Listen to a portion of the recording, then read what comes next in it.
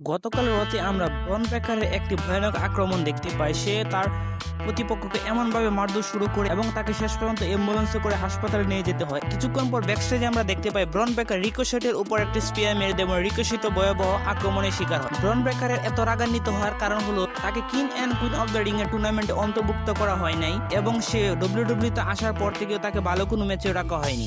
সেই কারণে অ্যাডাম পিয়ার্সকে সে বলছিল তাকে যেন একটা ভালো স্টোরি লাইন যোগ করে এবং সে যেন ভালো ভালো প্লেয়ারের সাথে ম্যাচ খেলতে পারে। অনলাইন বা সোশ্যাল মিডিয়া আমরা দেখতে পাচ্ছি ব্রন ব্রেকারকে অনেকে ব্রক লেসনার এবং গোল্ডবার্গের সাথে তুলনা করছে। আমরা জানি ব্রক লেসনার এবং গোল্ডবার্গ কত ভালো মানের একজন রেসলার। তাদের কাছে যেতে ব্রন ব্রেকারের এখনো অনেক সময় আছে। ব্রন ব্রেকার মাত্র ডব্লিউডব্লিউ তে তার ক্যারিয়ার শুরু করেছে। দেখা যাক 2 বছর 5 বছর 10 বছর পর সে নিজেকে কতটুকু উচ্চতায় নিয়ে যেতে পারে। হয়তো সে গোল্ডবার্গ বা ব্রক লেসনার থেকে আরো ভালো সুপারস্টারও হয়ে যেতে পারে, সেটা কিছুই এখন বলা যায় না।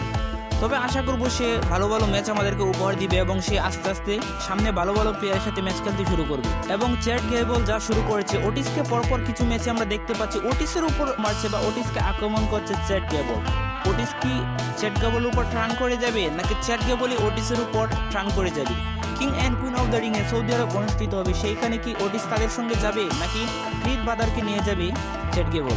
আমাদের চ্যানেলে নতুন হয়ে থাকলে অবশ্যই ভিডিওতে লাইক, কমেন্ট এবং সাবস্ক্রাইব করে পাশে থাকবেন। ধন্যবাদ সবাইকে।